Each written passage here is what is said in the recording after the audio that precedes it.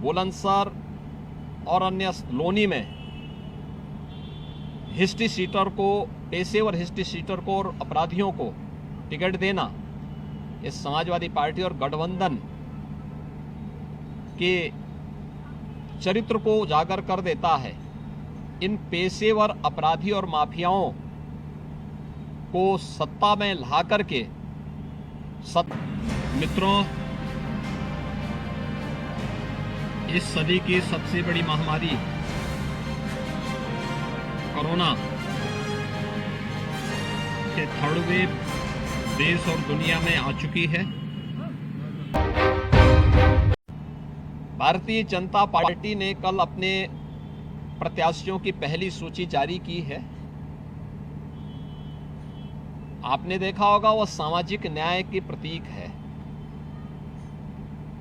समाज के विभिन्न तबकों को उसमें प्रतिनिधित्व दिया गया है और हर एक व्यक्ति जिसने भी सूची को देखा है एक आत्मसंतुष्टि के भाव के साथ भारतीय जनता पार्टी के सबका साथ सबके विकास के नारे को सार्थक करता हुआ दिखाई देता है।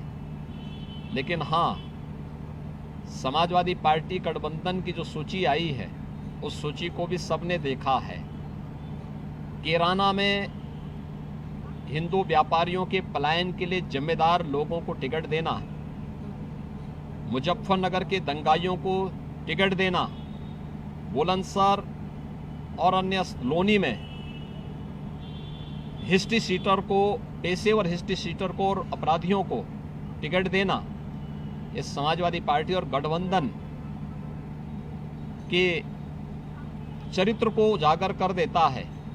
इन पेशेवर अपराधी और माफियाओं को सत्ता में ला करके सत्ता को शोषण का प्रतीक बनाना, यही इनका सामाजिक न्याय है और यह उनके टिकट में भी स्पष्ट झलकता। आदरणीय प्रधानमंत्री जी के मार्गदर्शन और उनके नेतृत्व में पिछले पौने 2 वर्ष से कोरोना के खिलाफ जिस बेहतरीन तरीके से कोरोना प्रबंधन का कार्य देश के अंदर चल रहा है, उत्तर प्रदेश उसमें एक अग्रणी भूमिका का निर्वहन कर रहा है। प्रथम 2 लहर में कोरोना प्रबंधन का एक मॉडल खड़ा करने के बाद विगत वर्ष ही अगस्त सितंबर माह में थर्ड वेव की जो आशंका विशेषज्ञों के द्वारा व्यक्त की गई थी, उसे देश ने भी और उत्तर प्रदेश ने भी अपने कोरोना प्रबंधन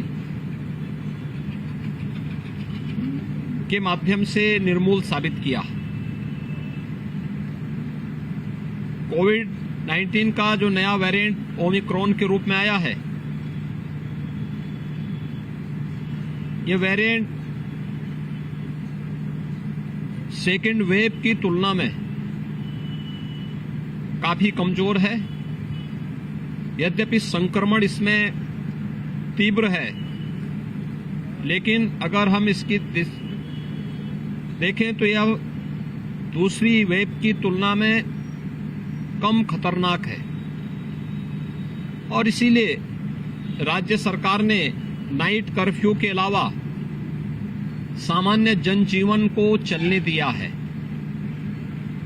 हाँ, सतर्कता और सावधानी की आवश्यकता है। एक बीमारी है, बुजुर्ग लोगों को, बीमार लोगों को, बच्चों को, गर्भवती महिलाओं को हर हाल में इस प्रकार के संक्रमण से बचाना होगा। सामान्य लोगों को भी सतर्कता और सावधानी बरतनी होगी। प्रदेश में जो अद्यतन स्थिति है वह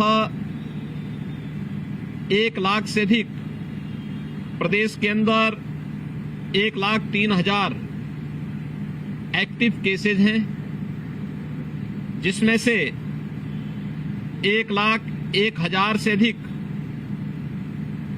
होम आइसोलेशन में हैं। यानी आप देखेंगे कि पूरे प्रदेश के अंदर 1% से कम लोग हॉस्पिटल में हैं और यही स्थिति लखनऊ की भी है। लखनऊ में कुल 2300 पॉजिटिव केस आज आए हैं, जिसमें 16,300 एक्टिव केस हैं। और अगर हम होम आइसोलेशन का देखेंगे तो 16,200 मामले अपने घर में ही उपचार करा रहे हैं। कुल 128 मामले ऐसे हैं जो हॉस्पिटल में हैं। 1% से कम लोग ऐसे हैं जो हॉस्पिटल में गए हैं। हॉस्पिटल में भी वही लोग गए हैं जो पहले से किसी बीमारी से ग्रसित रहे हैं या पहले से हॉस्पिटल में भर्ती थे और वहां पर इन्फेक्शन उनके साथ आया है। हॉस्पिटल में भी जो लोग हैं उसमें ज्यादातर लोग सामान्य ऑक्सीजन में हैं, आइसोलेशन वार्ड में हैं। वेंटिलेटर में भी आने वाले या एचएफएनसी की सुविधा का में एचएफएनसी की में बहुत कम लोग आए हैं और यह दिखाता है कि वायरस कमजोर पड़ रहा है। लेकिन फिर भी सतर्कता और सावधानी आवश्यक है। केजीएमयू का आज मैं यही निरीक्षण करने के लिए आया हूं, क्योंकि प्रदेश के अंदर सबसे अधिक कोविड पॉजिटिव मामले लखनऊ में आ रहे हैं। राजधानी लखनऊ में आए हैं। एक्टिव केस भी सर्वाधिक लखनऊ में है। तो स्वाभाविक रूप से